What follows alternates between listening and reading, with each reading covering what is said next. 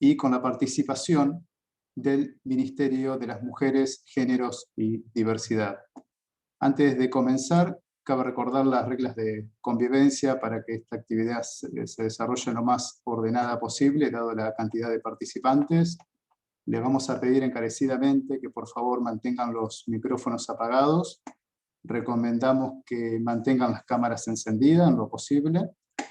Dado que se otorgará certificado de asistencia, les vamos a pedir que completen el formulario con sus datos, un formulario cuyo link ahora vamos a pegar en el chat. No es necesario que escriban en el chat sus datos, sino los tienen que escribir adentro, en el link, en el formulario. Eso nos permitirá controlar la asistencia y lo desactivaremos en 30 minutos, es decir, a las 15 horas el formulario lo desactivamos. Por último, si el tiempo nos permite, vamos a abrir al finalizar un espacio de intercambio y de preguntas con las expositoras.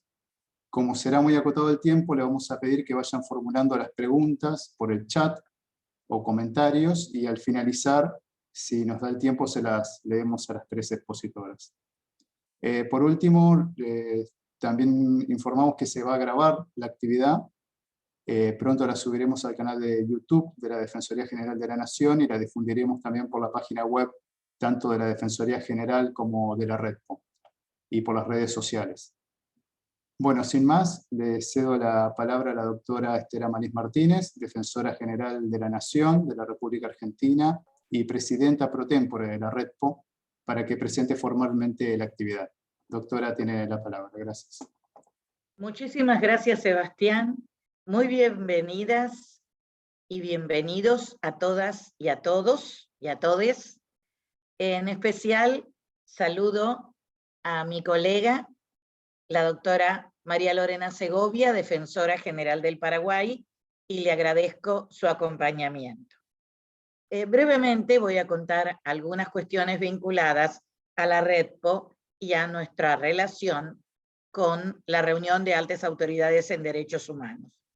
El 25 de junio de 2004, el Grupo Mercado Común resolvió crear la reunión especializada de defensores públicos del Mercosur, que se conoce con la sigla de REDPO, que tiene por finalidad la coordinación y cooperación de las defensorías públicas oficiales de los estados partes del Mercosur para coadyuvar en la defensa de las garantías reconocidas a la sociedad civil del Mercosur en las constituciones nacionales, los tratados, la normativa Mercosur y las leyes de los estados partes.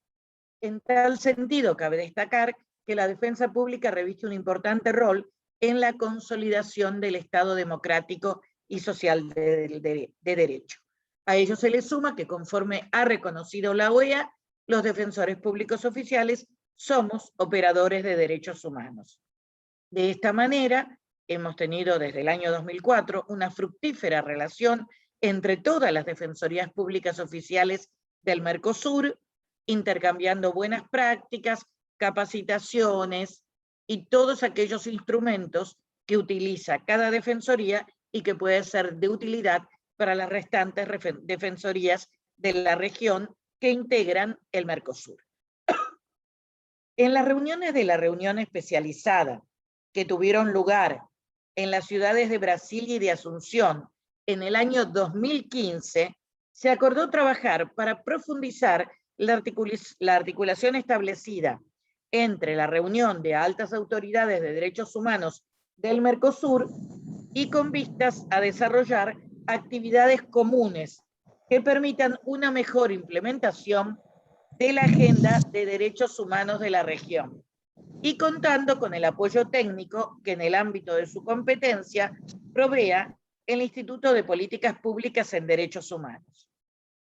En mi carácter de presidenta pro tempore y en representación de la REDPO, firmé en diciembre del 2020 una carta de entendimiento entre la reunión especializada de defensores y la reunión de altas autoridades sobre derechos humanos del Mercosur. Por parte de esta reunión, el documento fue firmado por la secretaria de Derechos Humanos de la Presidencia de la República Oriental del Uruguay.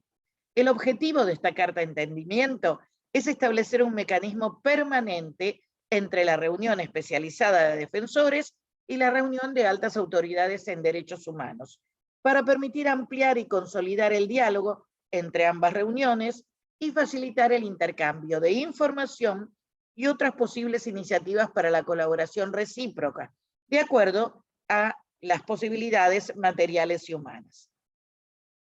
En este marco, la reunión especializada, todos los integrantes de la reunión especializada de defensores públicos oficiales del Mercosur, colaboramos en la redacción del estudio Muerte por razones de género, experiencias gubernamentales contra el feminicidio en la región. Este estudio compilatorio expone una visión panorámica de algunas de las políticas públicas de los países del Mercosur en materia de prevención, asistencia, acceso a la justicia, persecución y erradicación de la violencia hacia las mujeres, en particular la muerte por razones de género. Fue coordinado por el Instituto de Políticas Públicas en Derechos Humanos del Mercosur. Presenta algunos desarrollos recientes en materia de combate a la violencia basada en el género en el ámbito del derecho internacional de los derechos humanos. Introduce el enfoque de derechos humanos e interseccionalidad e incorpora un capítulo específico sobre acceso a la justicia elaborado por la reunión especializada de defensores públicos oficiales del Mercosur. Ahora, sobre este valiosísimo instrumento, van a exponer las personas que voy a presentar a continuación, parcialmente, porque los currículums los va a leer Sebastián, y reconocemos desde ya que en el momento en que se produjo esta obra, todavía, esto fue hace más de un año, todavía no existía el Ministerio de la Mujer, Género y Diversidades, por lo cual supongo que la doctora Barsky tendrá que hacer algunos comentarios y en una futura reedición de la obra se incorporarán los avances en políticas públicas que tiene la República Argentina en este tema, básicamente a partir de que el señor presidente de la Nación estableció el interés y el compromiso de esta administración en las políticas públicas relacionadas a cuestiones de género y con especial resalto en todo aquello que contribuya a erradicar la violencia de género contra las mujeres. Para exponer el día de hoy tenemos el honor de contar con la doctora Ariela Peralta, que es la secretaria ejecutiva del Instituto de Derechos Humanos del Mercosur, que ha sido quien efectuó la presentación del trabajo en la reunión del Mercosur respectiva, de la red respectiva, y que está, por supuesto, absolutamente familiarizada por la responsabilidad que tuvo ella en la confección de esta obra. De parte de la Defensoría General de la Nación de la República Argentina, va a hablar nuestra coordinadora de la Comisión sobre temáticas de género, la doctora Raquel Asensio, y hoy también contamos con una representante del Ministerio de la Mujer, Género y Diversidades, la subsecretaria de Programas Especiales contra la Violencia por Razones de Género, la doctora Carolina Barsky. A las tres expositoras le agradezco profundamente su compromiso con la temática y la, sin duda, excelente presentación que van a efectuar. De esta manera, yo, en nombre de la REDPO, como presidenta pro tempore, culmino con mi presentación y les doy la bienvenida a las tres expositoras, agradeciendo nuevamente a todas y todos estar conectados para realizar esta actividad entre todos y todas. Muchas gracias.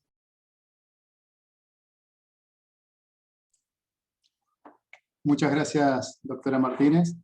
Bueno, damos inicio entonces a la actividad. En primer lugar va a intervenir la doctora Ariela Peralta, como bien dijo la doctora Martínez. Ella es secretaria ejecutiva del Instituto de Políticas Públicas en Derechos Humanos del Mercosur. Posee una maestría en estudios legales internacionales, con énfasis en justicia de transición y rendición de cuentas por la American University. Realizó estudios de especialización en Ginebra sobre el sistema de Naciones Unidas y en La Haya sobre derecho internacional. Es especialista en sistema interamericano de promoción y protección de los derechos humanos Integró el primer consejo directivo de la Institución Nacional de Derechos Humanos y Defensoría del Pueblo del Uruguay entre los años 2012 y 2017 por elección del Parlamento uruguayo. Fue coordinadora académica del posgrado de Derechos Humanos, Democracia y Estado de Derecho de Flaxo, Uruguay. Fue subdirectora del Centro por la Justicia y el Derecho Internacional, CEGIL, entre los años 2006 y 2012. Trabajó asimismo en la Asociación para la Prevención de la Tortura en Ginebra. Fue consultora del PNUD para políticas legislativas en derechos humanos en Uruguay. Trabajó como abogada especializada y en cargos ejecutivos en organizaciones de derechos humanos y ha sido consultora en derechos humanos para diversas instituciones y organizaciones. Asimismo, es autora de publicaciones y artículos en la materia. Bueno, doctora Peralta, le cedo la palabra. Muchas gracias. Muchísimas gracias. Es una satisfacción desde el Instituto de Políticas Públicas en Derechos Humanos del Mercosur estar con todos ustedes y presentar conjuntamente con la reunión especializada de Defensorías Públicas Oficiales del Mercosur y la reunión de altas autoridades de derechos humanos del Mercosur, esta publicación, Muerte de mujeres por razones de género, experiencias gubernamentales sobre femicidio en la región, que es el fruto de una interacción muy rica. Esta publicación fue una propuesta de la Comisión Permanente de Género y Derechos Humanos de las Mujeres del Mercosur, en lo que, como decía la doctora Estela Maris, participó con un capítulo y muy activamente en la reunión especializada de defensores públicos oficiales del bloque. El objetivo de esta iniciativa es aportar a la discusión sobre políticas que buscan modificar una realidad urgente en el contexto del trabajo de la reunión de altas autoridades de derechos humanos de Mercosur, la reunión de ministras y altas autoridades de la mujer, la reunión de defensores públicos oficiales y el trabajo de asistencia técnica y gestión del conocimiento en materia de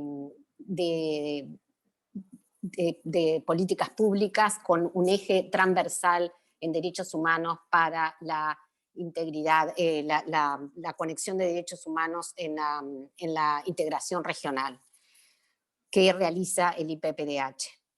Todos nuestros países comparten el compromiso con la erradicación de la violencia de género. Eso es algo de lo que debemos sentirnos como un avance, nada que tenemos que discutir.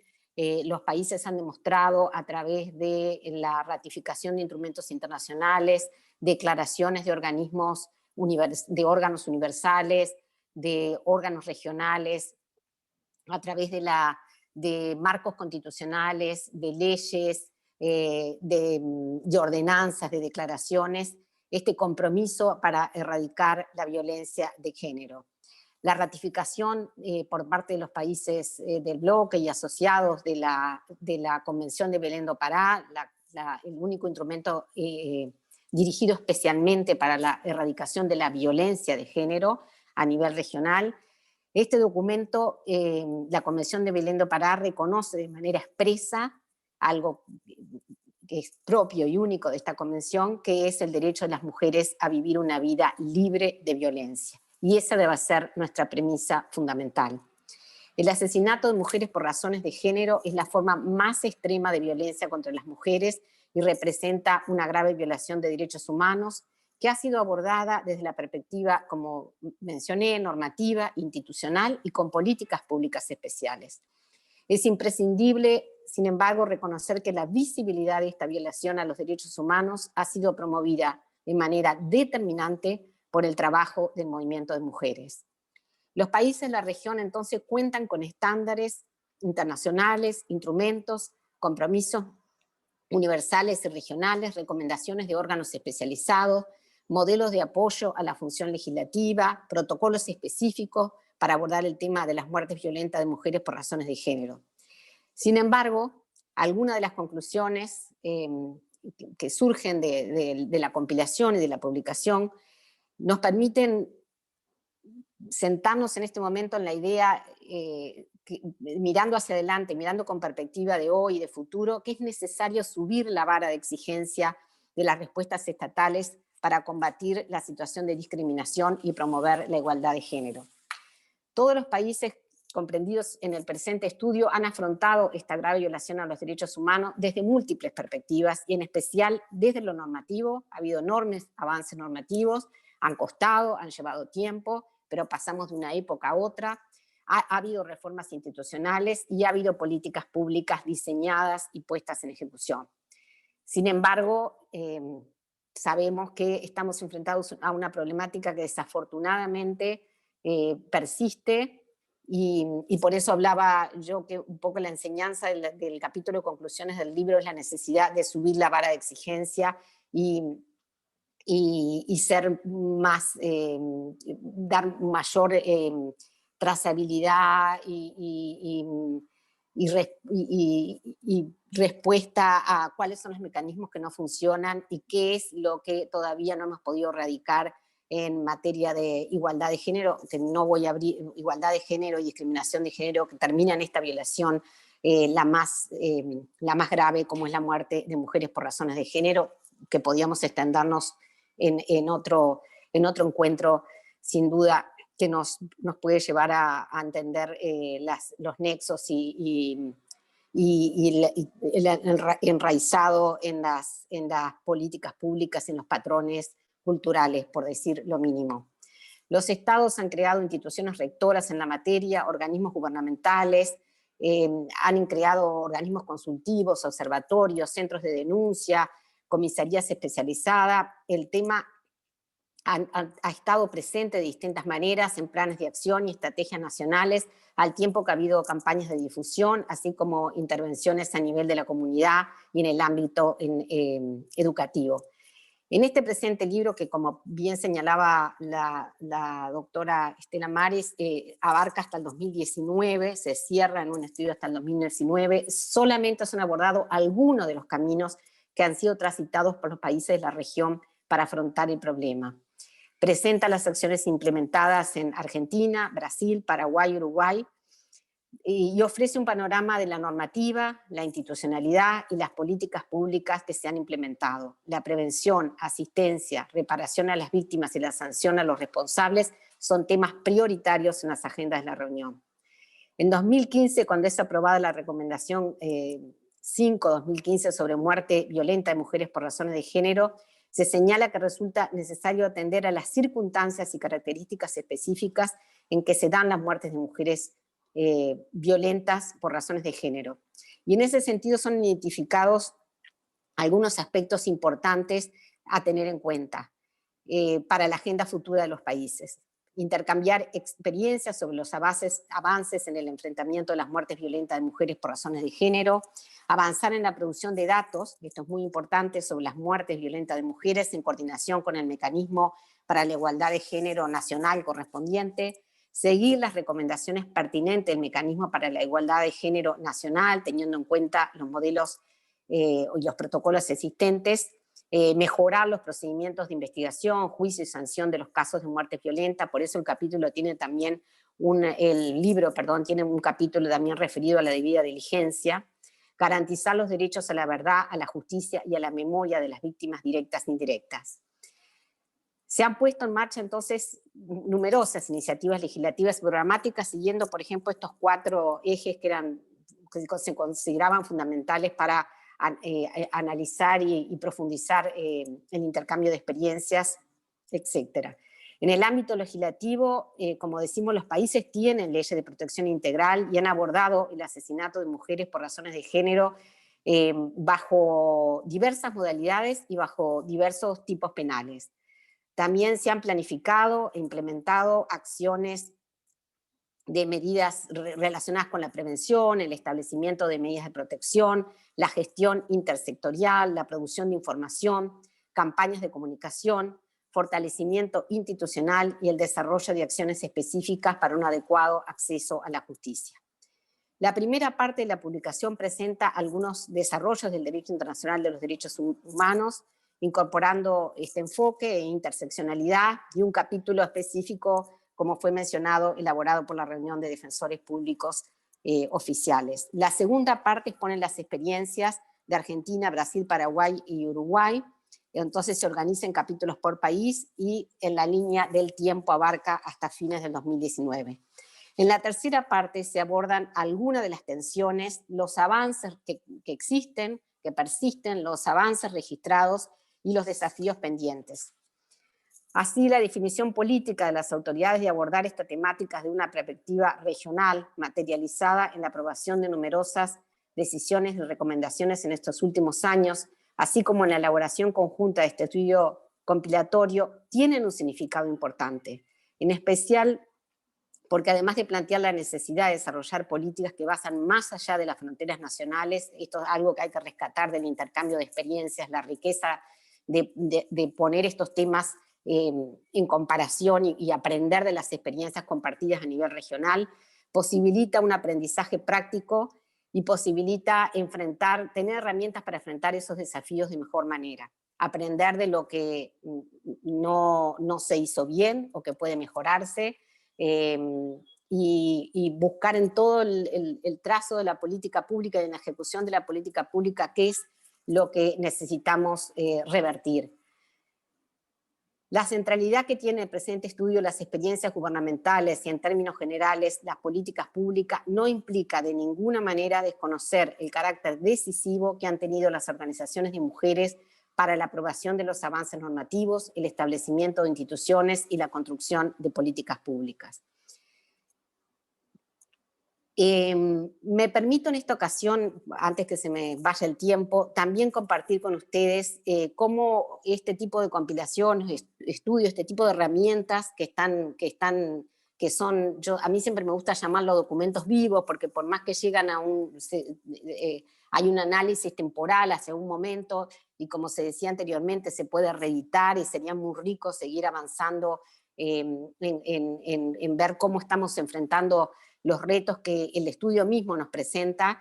También esta publicación, por ejemplo, nos dio la oportunidad para elegir este tema en la 9ª consulta pública en el marco del Foro de Participación Social del IPPDH. Rápidamente les digo que el Foro de Participación Social del IPPDH es un espacio creado por el Instituto de Políticas Públicas en Derechos Humanos del Mercosur para servir de puente, de agenda entre la agenda de los movimientos sociales y las organizaciones de la sociedad civil y la agenda estatal.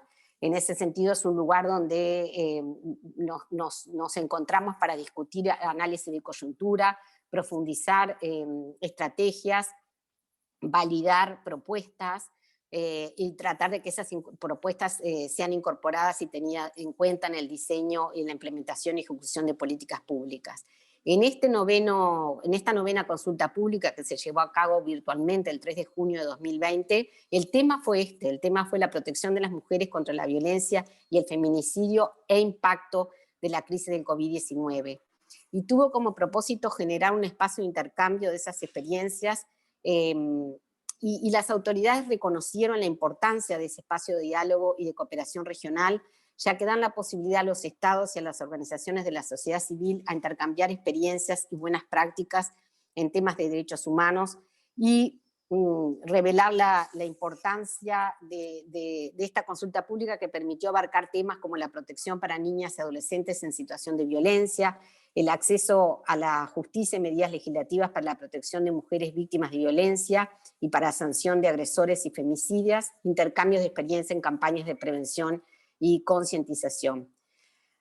Es interesante porque a lo largo de la consulta se creó un espacio de reflexión e intercambio entre los diversos actores sociales sobre temas de común interés para forjar agendas comunes y estrategias de incidencia en la región, especialmente en la materia que nos ocupa, y la consulta estuvo enmarcada en el contexto del COVID-19. En este sentido se abordaron temas transversales dentro de la temática de violencia de género y el femicidio, tales como el diseño e implementación de las políticas públicas, el acceso a la justicia e información, diversidad, disidencias e inclusión, conectividad y herramientas digitales, educación, salud, acceso a la vivienda, migración, capacitaciones con enfoque de género, campañas de prevención y sensibilización, cooperación regional, entre otros. La consulta enriqueció grandemente el debate en torno a la protección de las mujeres contra la violencia de género y el feminicidio en el marco de la crisis del COVID-19. Todas las propuestas de las organizaciones y movimientos sociales fueron sistematizadas y presentadas ante la Comisión Permanente de Género y Derechos Humanos de las Mujeres de la RAD, la reunión de ministras y altas autoridades y otros foros especializados en el marco regional. Es así que lo interesante es que a partir de esta publicación y de tener un estado de situación y de ese intercambio sobre experiencias que van desde lo normativo, de lo institucional, de las prácticas, de los avances, de las políticas públicas establecidas, de los retos que todavía se enfrentan, nos permite abrir espacios de diálogo, de discusión, de debate, con aporte de todos los actores, porque todos tienen que estar sentados a la mesa. Ese es el espíritu con el que nos hacimos de este instrumento, como es esta publicación, para subir la vara de exigencia de la que hablaba al inicio, para ser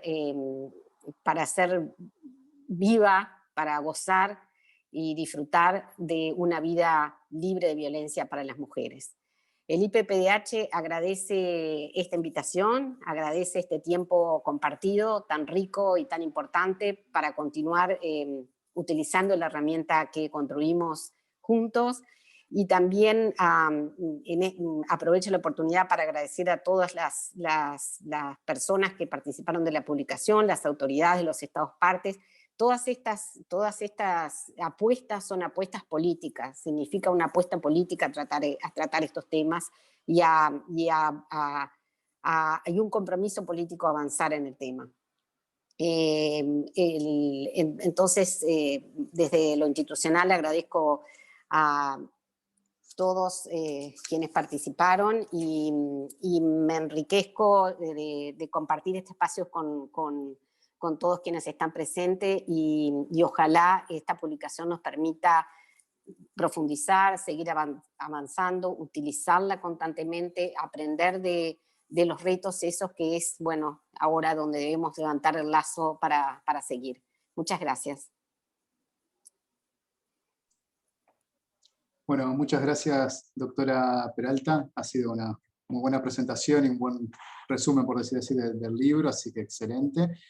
Aprovecho también a comentarles que en el chat puse 2 links donde podrán encontrar el libro. Se puede bajar en PDF, así que está disponible en esos 2 links, más allá que también seguramente estén en la página del IPPDH.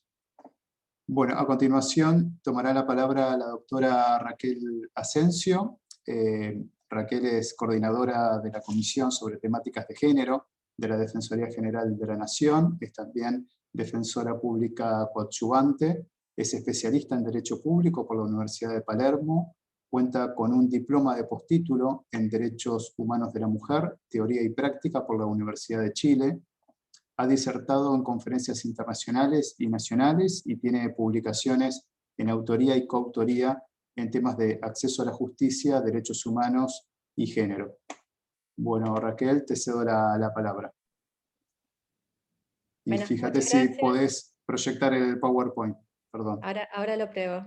Muchas gracias por la presentación, Sebastián, y agradezco también a la red por la invitación. Por supuesto a quienes nos acompañan también en esta presentación. Yo he compartido pantalla. ¿Se ve bien? Ok. Voy a pasar un PowerPoint, no se asusten que es cortito, pero ayuda para organizar un poquito las ideas. Bueno, el pedido para esta presentación había sido que pueda referirme a cuáles son las iniciativas que se han implementado desde la defensa pública para tratar de colaborar, ¿no?, en esta lucha contra la violencia de género y en particular atendiendo a la máxima expresión, al femicidio. Y antes de compartir las experiencias o cuáles han sido las iniciativas que han tenido, quería poner el contexto en el que se inscriben estas iniciativas, ¿no? Como bien mencionaba Ariela antes, las denuncias por la necesidad de que sea parte de la agenda estatal, de las agendas estatales, de las agendas de derechos humanos, el problema de la violencia de género había sido marcada desde tiempo atrás por el movimiento de mujeres, por el movimiento feminista y por la sociedad civil, para ubicar un tiempo como sin lugar a dudas a partir de la década del 70 con un énfasis muy importante, pero esto empieza a tomar parte de las agendas públicas institucionales bastante más tarde. A partir del año 2000, este discurso ya atraviesa el discurso de derechos humanos, y para circunscribirme al ámbito regional, ya que se trata de una reunión focalizada en la región, pongo como punto de inflexión tal vez a partir de la década del 2000, cuando empiezan algunos pronunciamientos de la Comisión Interamericana, cito el de María da Peña por ser tan paradigmático en lo que es la violencia íntima, que es tan cara en tema de violencia de género y en femicidios para las mujeres, y empiezan a haber una serie de pronunciamientos en el ámbito interamericano. El informe de acceso a la justicia para mujeres víctimas de violencia de la Comisión Interamericana también ha sido un punto de inflexión en la materia, ya que ahí se denuncian cuáles son las prácticas discriminatorias que encuentran las mujeres por parte de quienes deberían protegerlas, ¿no? Es como el colmo. Las mujeres sufren violencia y cuando van a buscar la protección de sus derechos se encuentran con más violencia, más discriminación. Esto luego se traduce también en jurisprudencia de la Corte Interamericana.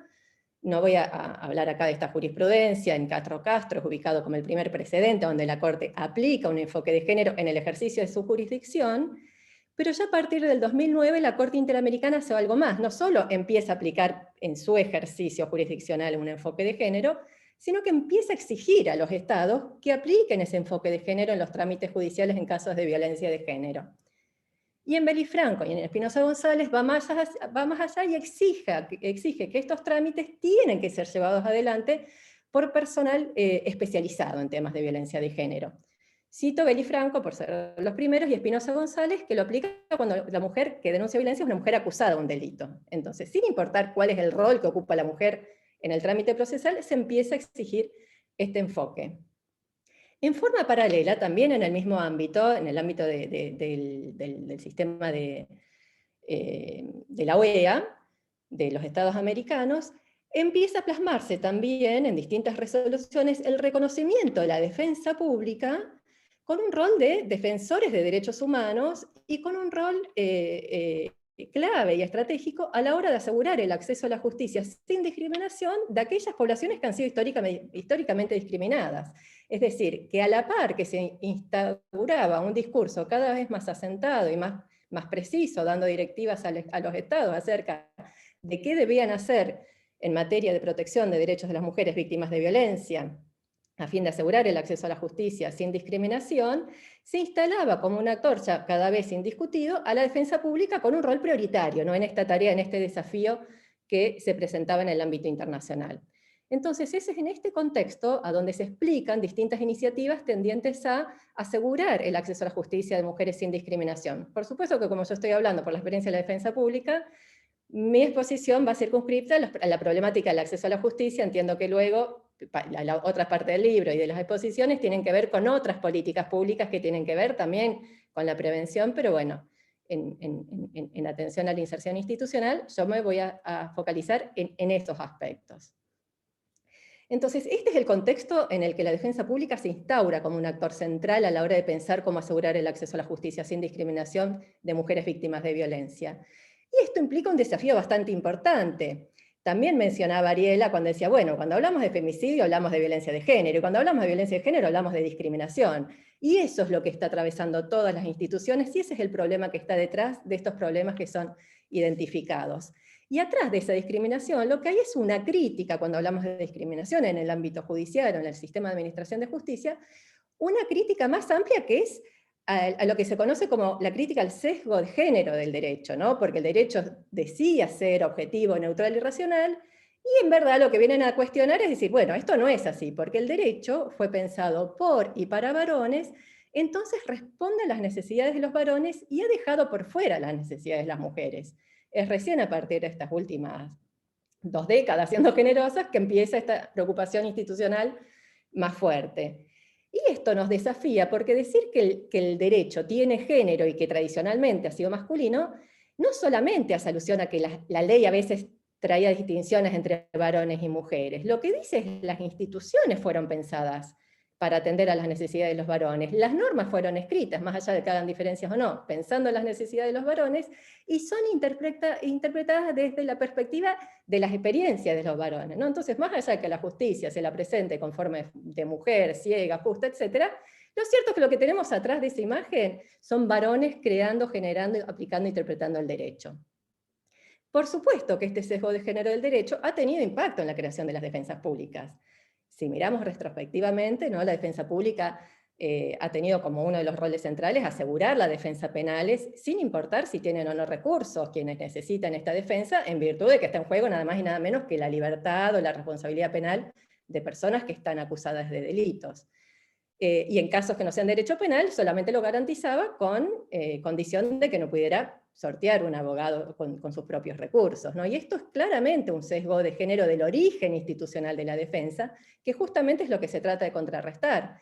Recién en la última década empieza a haber reformas legales, por lo menos en el caso de Argentina, a donde reconocen el derecho a las mujeres víctimas de violencia a tener un patrocinio gratuito, sin importar si tiene plata o no para pagar un abogado, ¿no? Antes la necesidad jurídica que se contemplaba era la de los varones. Recién más tarde empiezan a considerarse estas experiencias. Entonces, con esta nueva agenda institucional y con este rol de la defensa ya consolidado, la pregunta era, ¿qué trabajo institucional hay que hacer para asegurar entonces un acceso a la justicia, digamos, a las víctimas de violencia de género? Con Ariela adhiero a la necesidad de plantearlo sin discriminación en todos los aspectos. El tema que hoy nos convoca es el de violencia de género.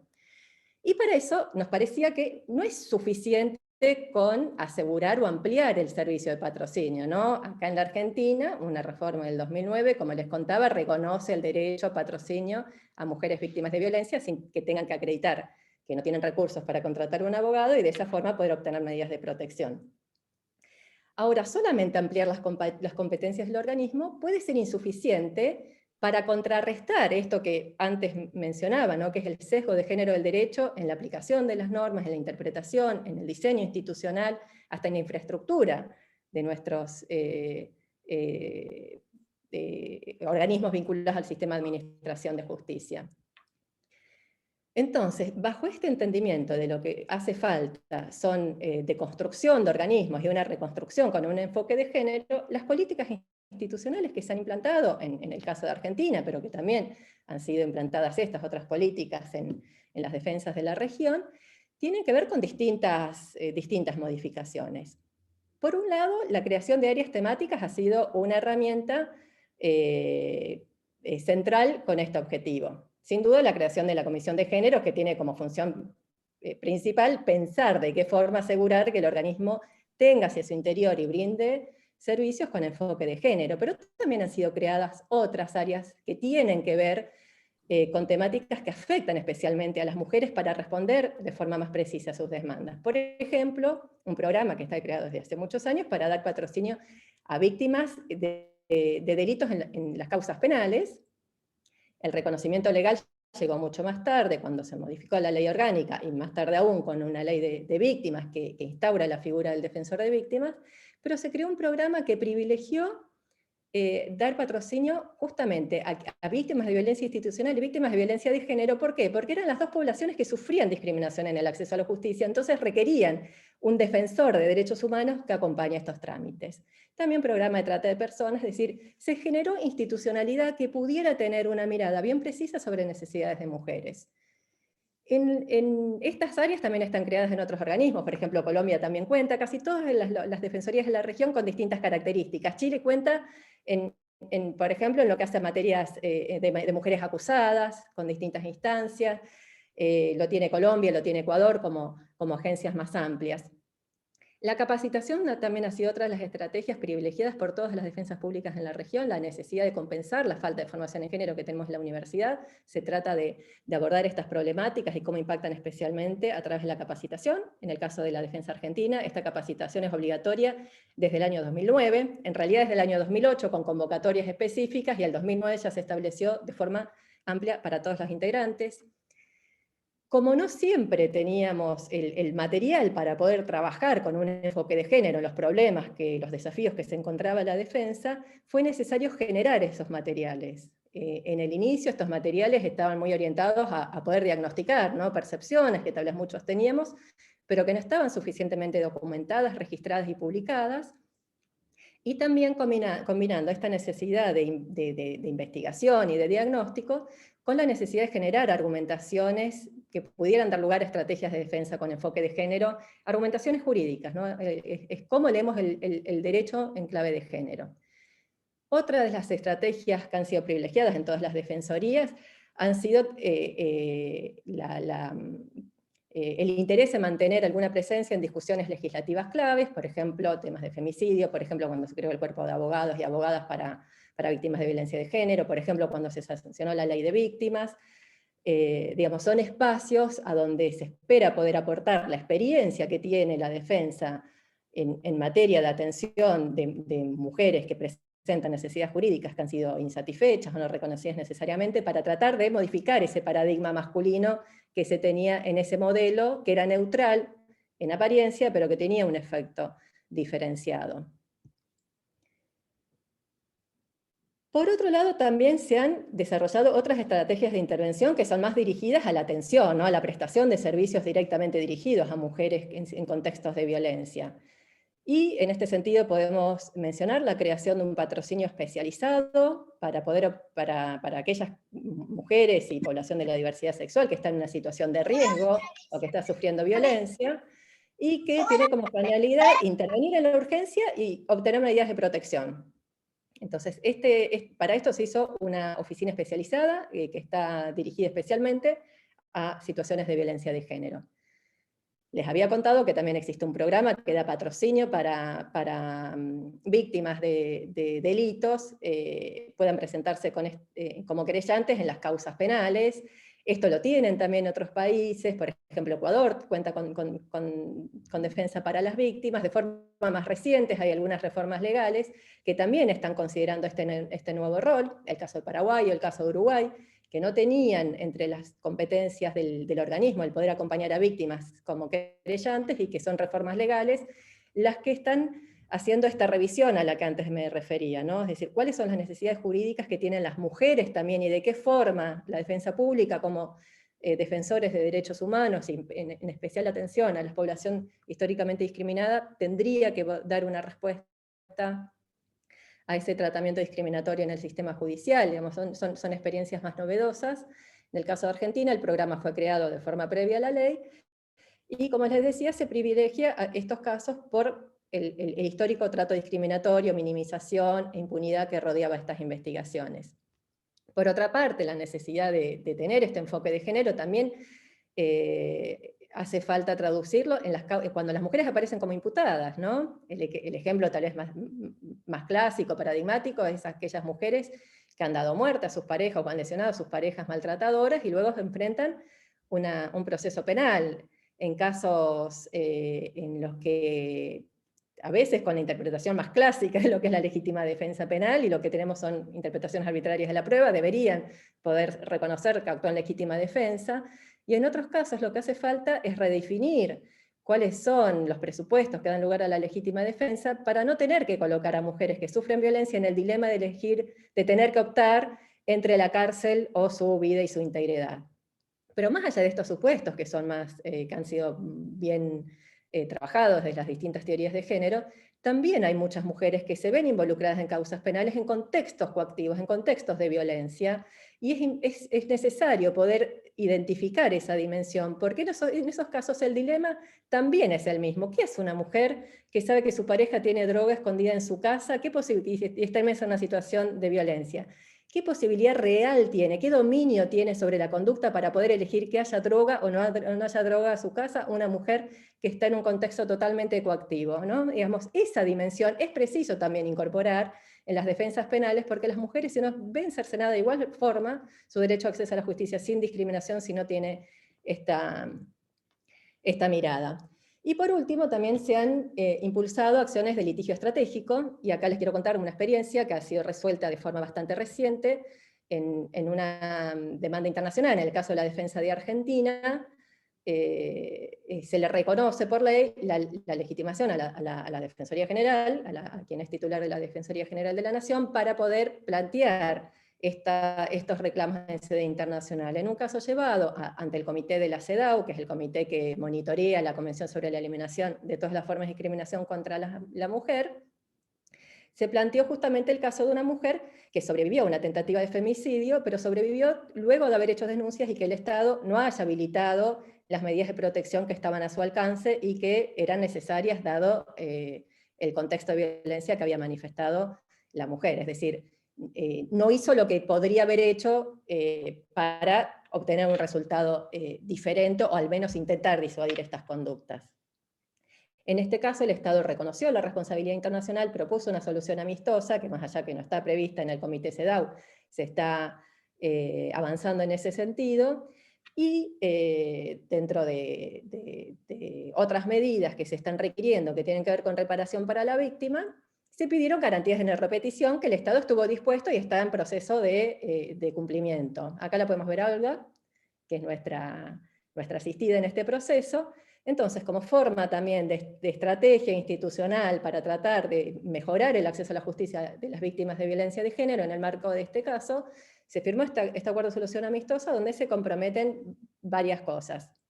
Uno, que el Consejo de la Magistratura tenga que evaluar cuál es la sensibilidad y cuáles son los conocimientos de género de aquellas personas que aspiren a un cargo de la magistratura. Esto ya se ha reformado, los reglamentos del Consejo de la Magistratura. Por otro lado, que todos los jueces con competencia en materia penal, con competencia en materias de familia, tengan que tengan que adquirir los conocimientos en cuanto a los alcances del deber de debida diligencia para prevenir, para investigar, sancionar la violencia de género y reparar a las víctimas. Por otro lado, también se comprometió el Estado a elaborar principios generales de actuación, que vendría a ser algo así como una guía de buenas prácticas acerca de cómo deberían conducirse cuando tengan conocimiento de este tipo de situaciones. Esto está en elaboración, ya hay un primer documento que se ha sometido al intercambio. También hemos pedido en el marco de este proceso que se genere un protocolo de articulación interinstitucional. ¿Por qué? Porque como ocurre en la mayoría de los países de la región, acá los casos de violencia son procesados según la antigua organización judicial, que era una organización que no había contemplado las necesidades de las mujeres. Volvemos a la primera, segunda filmina. Entonces parte va para la justicia de familia para obtener medidas de protección, una cuota alimentaria provisoria para los hijos, etc. Y parte va, es decir, cómo, la parte a futuro, que mira a futuro, cómo hacemos para que no se vuelvan a repetir situaciones de violencia, y la investigación de la responsabilidad penal va a la justicia penal. Y no existe mucha articulación y mucho intercambio entre estas dos dimensiones, y esto hace que las intervenciones no sean eficaces, no sean integrales, no sean adecuadas. Entonces, por eso también pedimos que se elabore un protocolo de articulación entre los distintos organismos involucrados, y finalmente también se creó en el ámbito del Consejo de la Magistratura un registro público. ¿Para qué? Para que aquellos jueces y juezas que no han obedecido los mandatos de debida diligencia y que no cumplan debidamente con sus deberes y sean denunciados en casos de violencia de género, puedan ser monitoreados por la sociedad, ¿no? Porque un reclamo que había era que a esos jueces después tampoco, así como a los agresores quedan en la impunidad y no les pasa nada, a esos jueces y esas juezas pasa lo mismo, pueden garantizar la impunidad y luego no hay consecuencias. Y dar esta transparencia es una forma de tener un mayor control ciudadano sobre estas situaciones. Bueno, yo con esto termino. Solamente para quienes no conocen el trabajo de la comisión, les cuento, estas son algunas de las publicaciones que tenemos, están todas disponibles en la página, que ahí la pueden ver. También dejo el mail de la comisión por si quisieran material o más información sobre el tema. Agradezco mucho por este espacio y con esto termino mi intervención. Bueno, muchísimas gracias, Raquel. Clarísima la exposición, muy interesante. Cualquier cosa también tienen el contacto de internacional por si quieren hacer llegar alguna consulta a la comisión. Bueno, ahora paso a presentar a la doctora Carolina Barsky. Actualmente se desempeña como subsecretaria de Programas Especiales contra la Violencia por Razones de Género del Ministerio de la Mujer, de las Mujeres, Géneros y Diversidad. Fue coordinadora de la Procuraduría de Crímenes contra la Humanidad de la Procuración General de la Nación entre los años 2013 y 2019, trabajó por más de 15 años en el Centro de Estudios Legales y Sociales, CELS, fue directora del programa Memoria y Lucha contra la Impunidad del Terrorismo de Estado y directora de Litigio y Defensa Legal en dicho organismo de derechos humanos. Fue docente de la UBA y también es autora de diversos artículos en libros y revistas especializadas. Bueno, doctora Barsky, le cedo la palabra. Muchas gracias. Muchas gracias, Sebastián. Bueno, buenas tardes a todas, a todos, a todes. Muchas gracias por la invitación para participar de este espacio. Además, un gusto compartir el panel con una gran compañera y aliada que es Raquel y la Defensoría General. En particular sobre el informe, consideramos que es un muy buen informe y que fue hecho también hace bastante tiempo, como mencionaba también Ariela, y en este sentido quedó un tanto desactualizado, porque como bien mencionaba la doctora Estela Maris, hoy esa desactualización, el estar desactualizado tiene que ver justamente con que hoy hay una institucionalidad federal en materia de género y diversidad que comenzó en diciembre del 2019, ¿no? A través de la creación del Ministerio de las Mujeres, Géneros y Diversidad. En este sentido, a mí me interesa particularmente ahora contar cuáles son las líneas prioritarias de trabajo que están vinculadas justamente a la prevención y erradicación de las violencias por motivos de género, y compartir con ustedes los principales ejes de la política pública llevadas adelante por el Ministerio de las Mujeres en materia de violencias, con especial énfasis en las violencias extremas, ¿no? Como decía antes, en diciembre del 2019, mediante un decreto del Poder Ejecutivo, fue creado el Ministerio de las Mujeres, Géneros y Diversidad. Su creación responde a los compromisos asumidos por Argentina con los derechos de las mujeres y diversidades, e implica una jerarquización de la agenda de género, ¿no? El Ministerio tiene como función, como misión, formular, coordinar y llevar adelante políticas públicas para garantizar el derecho de las mujeres y las personas del colectivo LGBTI+, a una vida autónoma, libre de violencias y desigualdades. Además es un ministerio que nace por el reclamo del movimiento de mujeres y diversidad durante muchísimos años, ¿no? Se ve, la institucionalidad tiene que ver con eso. Dentro del Ministerio de las Mujeres, Géneros y Diversidad hay una Secretaría de Políticas contra la Violencia por Razones de Género que tiene como función diseñar, ejecutar y evaluar las políticas públicas nacionales para prevenir y erradicar este tipo de violencia y para asistir integralmente a las personas que las atraviesan. Forma parte de esta secretaría la Subsecretaría de Programas Especiales contra la Violencia por Razones de Género a mi cargo, que prevé abordar de manera específica ciertos tipos y modalidades de violencia contra las mujeres y personas LGBTI+.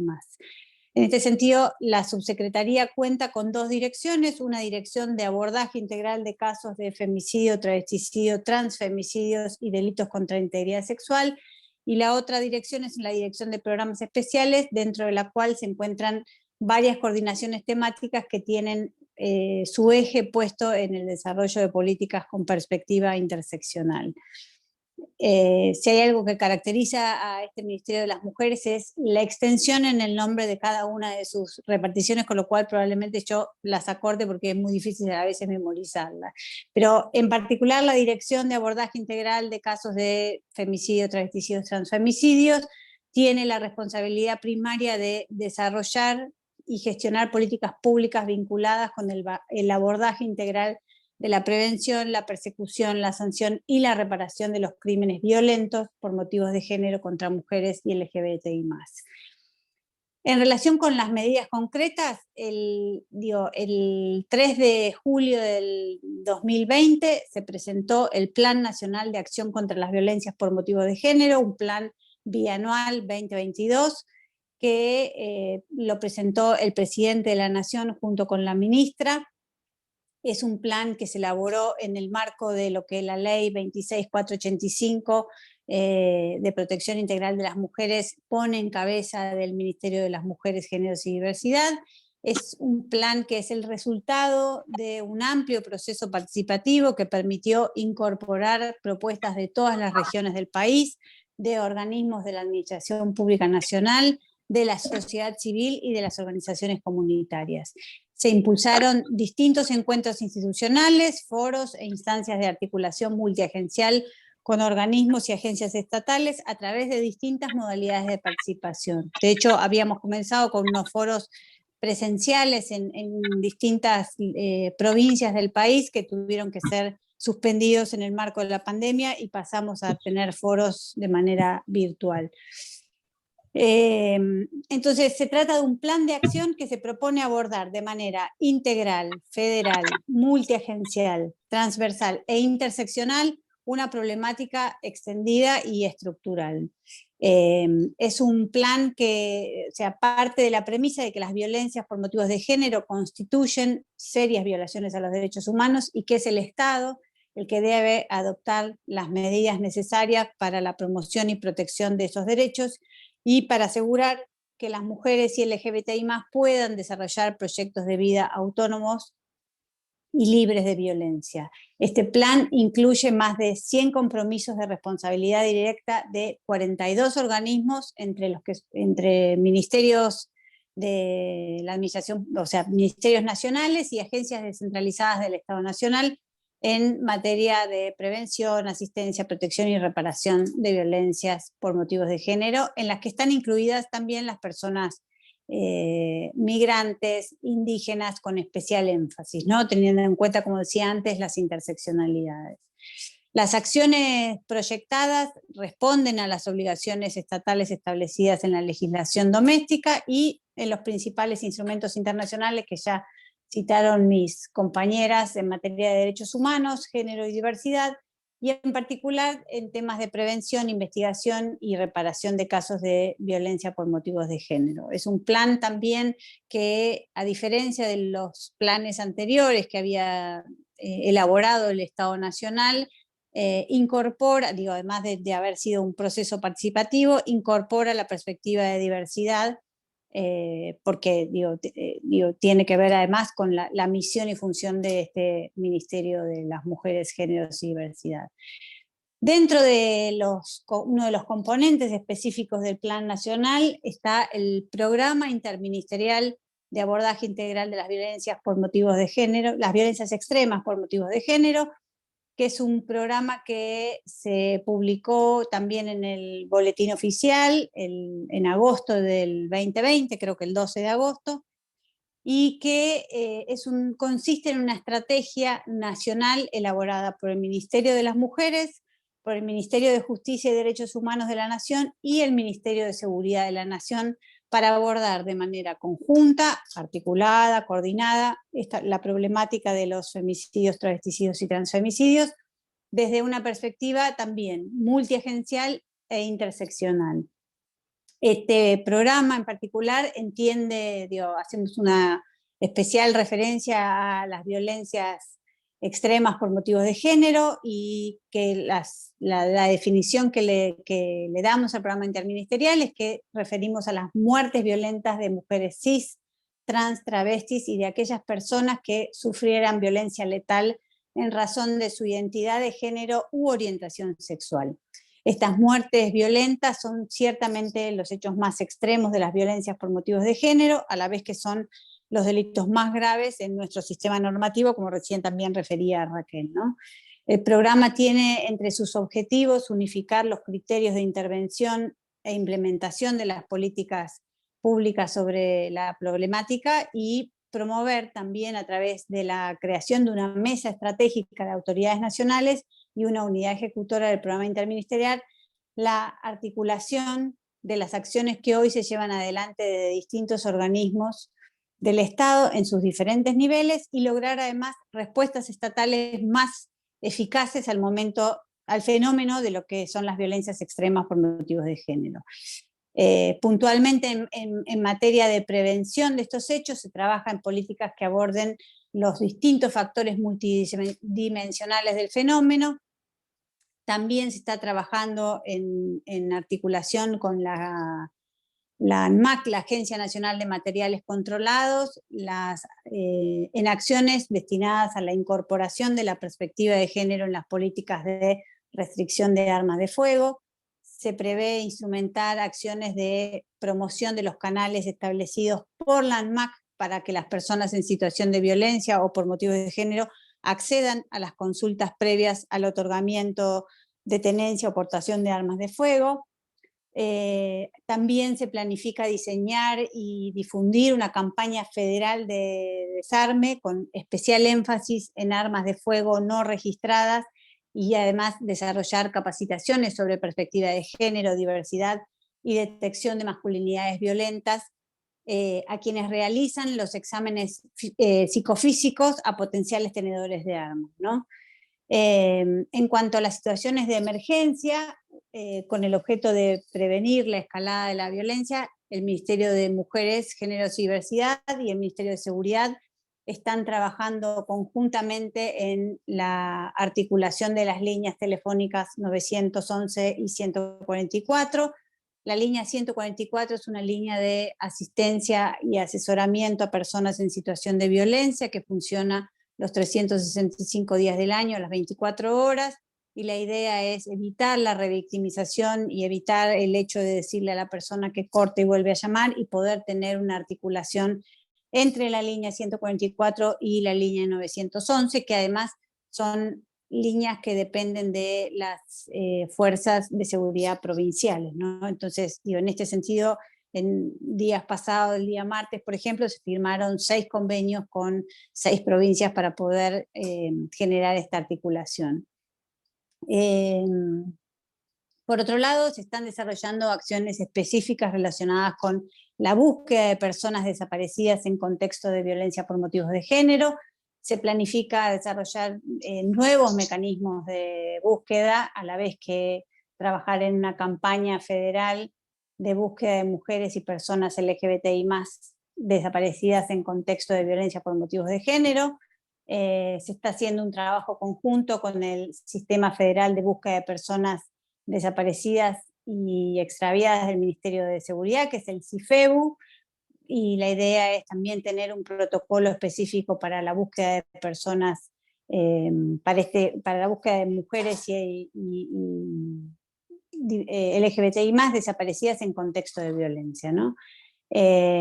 Por otro lado, y algo que también nos parece muy importante al momento de pensar en una política pública, tiene que ver con la gestión de la información, y en este sentido el Ministerio lleva adelante la implementación del Sistema Integrado de Casos de Violencia por Motivos de Género, que prevé, o sea, el cual se prevé que va a contar con un módulo específico de alerta de riesgo letal, y en este sentido se está desarrollando una herramienta y trabajando en estándares mínimos para facilitar la identificación rápida de situaciones de violencias extremas por motivos de género, y al mismo tiempo la evaluación de riesgo de manera de realizar intervenciones rápidas y oportunas.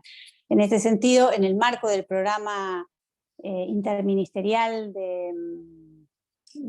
que mencionaba recién, con el Ministerio de Seguridad y el Ministerio de Justicia, elaboramos un documento de lineamientos de indicadores de riesgo, con la idea de pensar que cualquier persona que atienda a una persona en situación de violencia tenga la misma información y los mismos indicadores para poder identificar que esa persona está en riesgo. Esto es, ya sea un fiscal, ya sea una comisaría, ya sea un área de género local, que todas puedan tener como un índice mínimo para poder identificar que esa persona está en riesgo.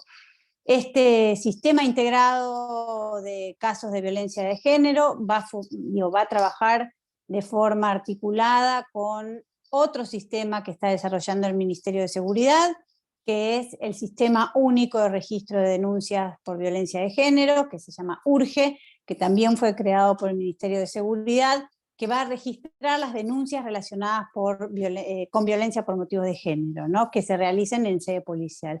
Como ven, la idea es poder tener un sistema que dialogue, que puedan dialogar las distintas agencias que intervienen en una situación de violencia de género, que no necesariamente tienen que ser agencias de los ejecutivos nacional o provincial, sino que también estamos convocando a que los poderes judiciales puedan formar parte de este sistema de manera tal de que con el número de documento de una persona se pueda saber qué intervenciones previas hubieron, y en eso suma mucho que la justicia pueda incorporar, por ejemplo, todo lo que tenga que ver con las medidas de protección.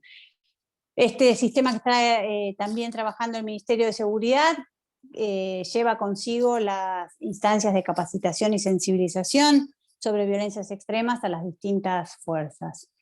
Uno de los programas más importantes que tiene el Ministerio de las Mujeres es el programa Acompañar, en un contexto en el que se registra que el 82% de los femicidios del 2019, porque es el dato que tenemos del Registro Nacional de la Corte, tuvieron lugar en contextos de violencia doméstica, y el 90% del total de víctimas directas de femicidio conocía a su agresor. En particular, en el 46% de los casos convivían juntos, y en el 66% de los casos se trataba de una pareja o expareja.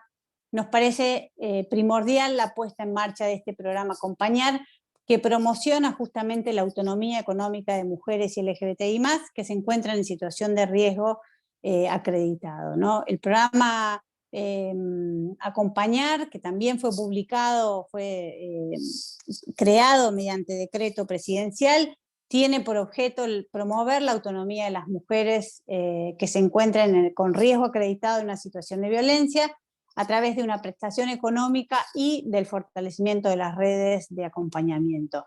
Para acceder al programa Acompañar, además, no se requiere una denuncia previa, y eso es muy importante en un contexto como donde muchas personas no confían en las áreas del Ejecutivo o en la justicia, pero sí requiere de un informe social que está confeccionado en una de las unidades de ingreso. Hoy las 24 provincias firmaron convenio con el Ministerio de las Mujeres, y más de 2.000 municipios también forman parte de las unidades de ingreso del programa Acompañar. Luego, y por último, para no extenderme mucho más, una de las grandes medidas a nivel de política pública fue la decisión del presidente de la Nación de crear, mediante decreto, el Consejo Federal para la Prevención y el Abordaje de Femicidios, Travesticidios y Transfemicidios. El Consejo se creó, tiene por objeto crear un ámbito de trabajo interinstitucional que establezca los lineamientos rectores a nivel federal para unificar criterios y las intervenciones estatales, garantizar un abordaje integral, eficaz y articulado por parte de los distintos organismos involucrados del Estado Nacional, las provincias y la Ciudad Autónoma de Buenos Aires, en lo que es prevención, investigación, sanción y asistencia y reparación de los femicidios, travesticidios y transfemicidios y de otras violencias extremas. En el Consejo se integra inicialmente por los ministerios, los titulares de los ministerios de Mujeres, el Ministerio de Justicia y el Ministerio de Seguridad de la Nación, y fueron designados personas titulares de los ministerios análogos de las provincias y la Ciudad Autónoma de Buenos Aires. Además, se prevé que en las reuniones del Consejo, que en principio están teniendo lugar reuniones regionales, se invita también a participar a los ministerios públicos, a los poderes judiciales y al poder legislativo, para promover y potenciar el trabajo conjunto. La primera reunión tuvo lugar esta semana en lo que es la región NOA, en la provincia de Tucumán, y la idea es en los próximos días poder avanzar en las otras reuniones regionales. Y a esto también se suma el acuerdo federal que el presidente de la Nación firmó el pasado 8 de marzo con todos los gobernadores gobernadores y gobernadoras de las provincias y de la Ciudad Autónoma de Buenos Aires, que también promueve la necesidad de trabajar articuladamente entre las provincias y la Nación en tener una Argentina libre de violencia.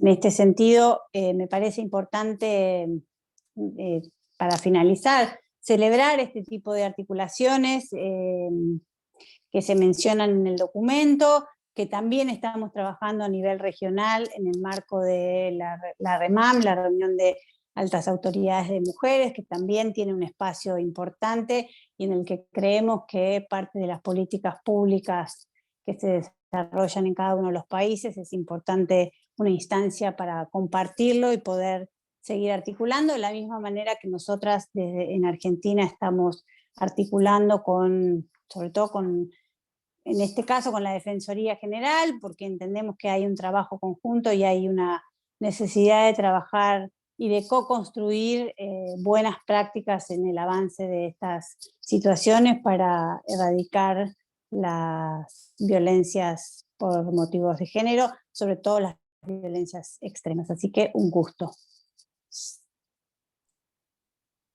Bueno, muchísimas gracias, Carolina, también muy interesante todo lo que contaste sobre las políticas públicas implementadas por un nuevo Ministerio de las Mujeres. Así que muchísimas gracias.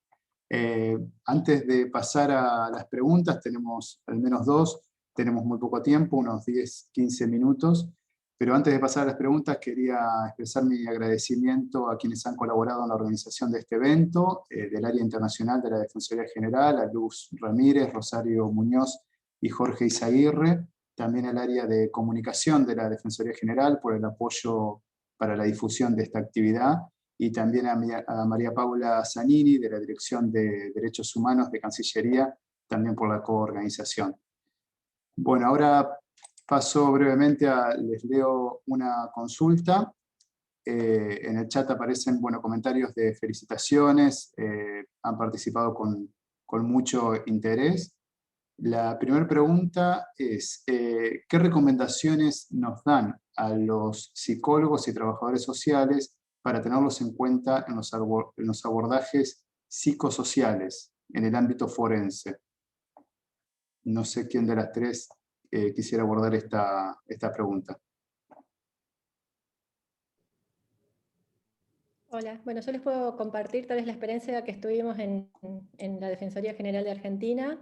Vi entre las personas que nos están acompañando justamente a Natalia Baigorria, vi a Vanessa Suparo, que son trabajadoras sociales y psicólogas con las que hemos trabajado estrategias comunes de intervención en el ámbito judicial, y el trabajo interdisciplinario y la articulación en las distintas disciplinas y las miradas son sumamente enriquecedoras. En lo que hace a las estrategias de litigio, el aporte que hacen es fundamental, digamos, forma parte de nuestras estrategias que estamos impulsando.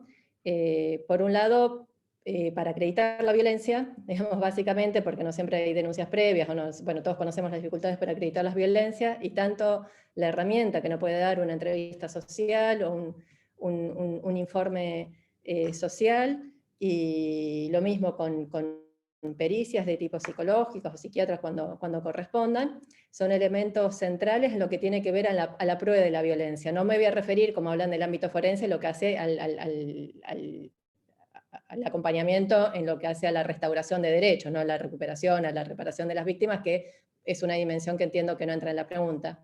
Sí, para acreditar la violencia, estos informes son utilizados y son sumamente valorados. Lo que necesitamos para hacer esos informes, así como necesitamos abogados y abogadas con formación en temas de género para poder hacer una argumentación legal que incluya la perspectiva de género, necesitamos trabajadoras y trabajadores sociales y psicólogas y psicólogos y psiquiatras especializados también en temas de género. Lo que hace falta entonces es poder contemplar estos conocimientos, que no siempre son aportados por las facultades, y son sumamente útiles para poder acreditar la violencia, también para poder dimensionar los daños ocasionados, y también para poder precisar qué margen, por ejemplo, de autonomía o de actuación tuvo una mujer en un contexto de violencia que está siendo acusada en una causa penal, ¿no? Para traer algún ejemplo. Este tipo de trabajo lo hicimos con las trabajadoras sociales del organismo, y también lo hicimos con parte del equipo del cuerpo de peritos que forman parte del organismo, y el resultado ha sido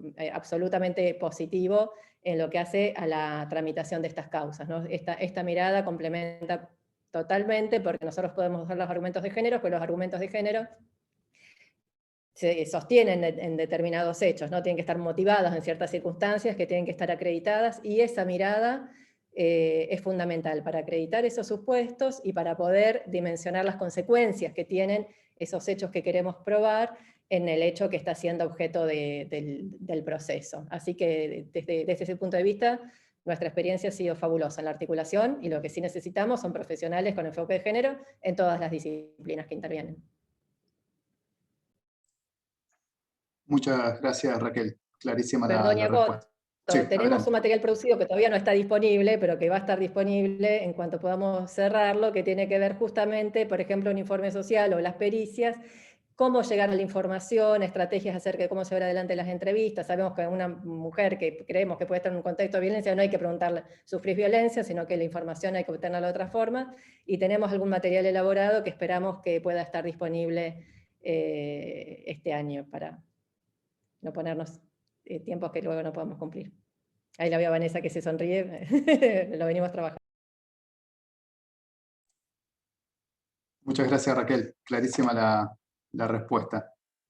Paso a leer una segunda pregunta, que dice así: a pesar de todos los avances normativos, creación de nuevas instituciones, capacitación, políticas de prevención, tanto en materia represiva como reparación sobre la materia, las estadísticas entre 2014 y 2019 de la Oficina de la Mujer de la Corte Suprema de Justicia muestran una tasa de femicidios estancada de 1,1 sobre 100.000 habitantes. Entonces, hace dos preguntas en base a esta premisa. ¿Creen que el estancamiento de la tasa de femicidios puede interpretarse como el fracaso de las políticas públicas? ¿O existen indicadores de aumento de la violencia en otras áreas que haría previsible el aumento de los femicidios, pero consideran que estos no aumentan por el éxito de las políticas públicas? No sé si queda clara la consulta. Y no sé quién quisiera abordarla, Carolina, Raquel o Ariela. No, yo, perdón, a mí no termino de entender la consulta, o sea, si hoy día, digo, para mí es importante destacar que no tenemos nuevas estadísticas o estadísticas recientes. Digo, el registro de la Corte tiene los datos al 2019.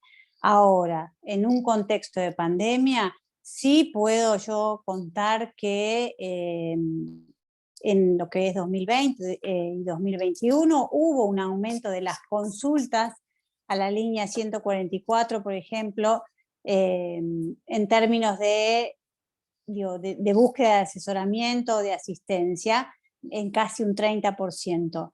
Ese aumento de las consultas no necesariamente se traduce en denuncias posteriores o en, para poder decir que hubo un aumento de las denuncias de violencia.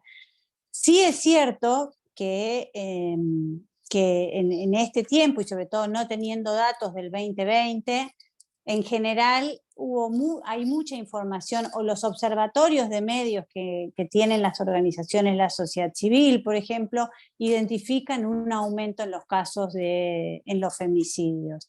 Pero digo, no me atrevo a hacer un análisis sobre si eso tiene que ver, o sea, creo que puede tener que ver con distintos factores. La pandemia también es un factor muy importante en el sentido de que la convivencia permanente de las personas en situación de violencia con la persona agresora, es algo que hay que considerar, pero creo que tenemos que ser cuidadosos para poder decir si hubo un aumento o no hubo un aumento en relación con eso, en tanto no hay estadísticas oficiales.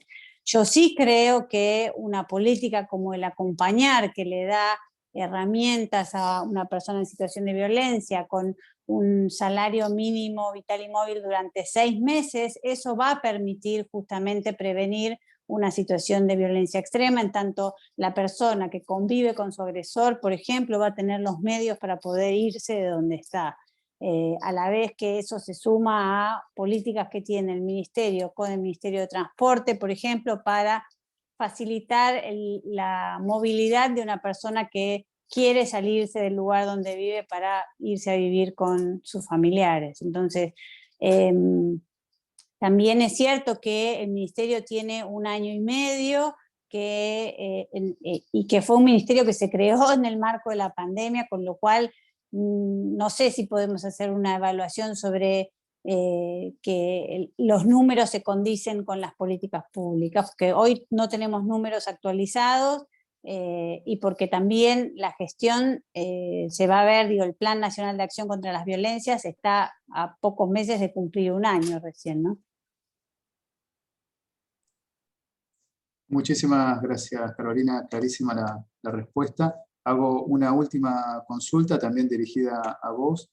¿Qué programas o iniciativas específicas están avanzando en relación a las mujeres indígenas para favorecer la interseccionalidad e interculturalidad desde el Ministerio de las Mujeres? Bueno, ahí una de las coordinaciones también que está dentro de la Subsecretaría de Programas Especiales es la coordinación de abordaje de las violencias a personas indígenas, entendiendo justamente que es una de las vulnerabilidades a considerar en términos de necesidad de darle un abordaje distinto y multicultural, ¿no? En ese sentido, la coordinación se está trabajando conjuntamente con el INAI, porque entendemos que el trabajo tiene que ser, y somos muy respetuosas de la presencia de personas de las propias comunidades para poder darle un mejor entendimiento y un abordaje correcto a esas situaciones. Y además, digo, hay otro de los programas recientemente creados dentro del Ministerio de las Mujeres que, digo, hace a las comunidades indígenas, que es el programa Producir. El programa Producir es un programa de apoyo económico y técnico a las organizaciones comunitarias integradas por mujeres y LGBTI+, que estén o hayan estado en situación de violencia de género. Es un programa que busca fortalecer la independencia económica y promover proyectos de vida libres de violencia en todo el país. Hay un especial énfasis en las comunidades indígenas, teniendo en cuenta que muchas veces tienen proyectos productivos.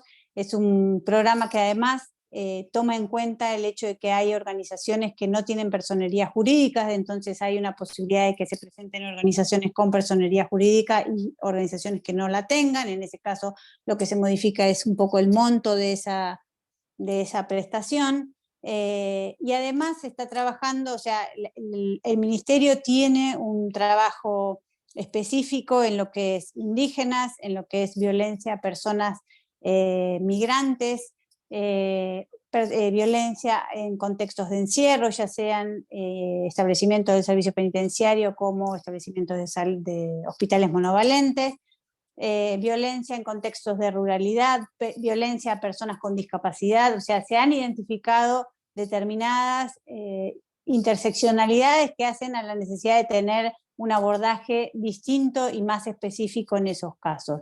Y además, digo, algo que también se promueve en el Plan Nacional es la figura de les facilitadores interculturales, que tienen que ver con acompañar a las personas en situación de violencia en el avance y en poder acceder a derechos, no solamente el acceso a la justicia, y en eso vuelvo a destacar a la Defensoría, en tanto también tienen las comisiones temáticas que hacen y facilitan el acceso a la justicia. En el caso del Ministerio tiene que ver más específico con el acceso a derechos, ya sea la campaña de documentación, ya sea el acceso a una salud multicultural o intercultural, y en eso estamos trabajando con el Ministerio de Salud, que también tiene un área específica. Y recientemente, creo que la semana pasada, se armó una mesa interministerial donde había representantes de 13 ministerios de la Nación trabajando en la situación de las comunidades indígenas desde distintos aspectos, ya sea desde la perspectiva de género, pero también desde el acceso a la salud, desde el acceso a la educación y en la necesidad de trabajar articuladamente dentro del Estado Nacional. Muchísimas gracias, Carolina. Clarísima No, por favor. la respuesta. Bueno, lamentablemente han aparecido nuevas preguntas, pero no vamos a poder leerlas por la falta de tiempo. Siguen también escribiendo en el chat felicitaciones a las 3 expositoras.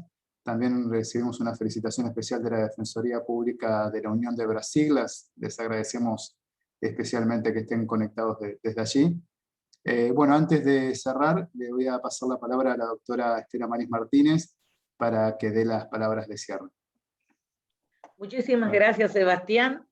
Muchas gracias a todos, a todas, a todos que estuvieron conectados durante esta excelente actividad, y agradezco especialmente a las 3 expositoras, a Raquel, a Carolina y a Ariela, no solo por las excelentes exposiciones, sino por el permanente compromiso que tienen con esta temática. Esta temática es algo que requiere conocimiento, pero sobre todo compromiso, sensibilización y mucho respeto por el otro o la otra.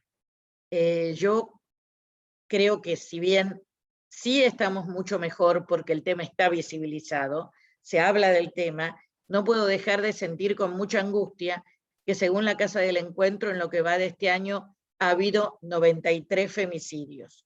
Y lo que es para mí más grave, 14 de ellos con denuncia previa, es decir, con intervención judicial, que fue un fracaso.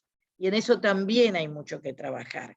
Me parece importantísimo el trabajo que están haciendo Carolina, y sobre todo muy importante la cuestión de establecer los factores de riesgo grave para que se tomen medidas más efectivas. Por eso, muchas felicitaciones, muchas gracias Ariela, vamos a seguir trabajando con ustedes, y muchas gracias como Defensora General de la Nación de Argentina, pero en este momento como Presidenta pro tempore de la reunión especializada de Defensores Públicos Oficiales del Mercosur.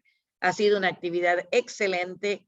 Nuevamente, gracias, gracias a todas, todos y todes. Muchas gracias, doctora. Damos por concluida entonces la actividad. Gracias a todas y todos por estar aquí presente. Gracias.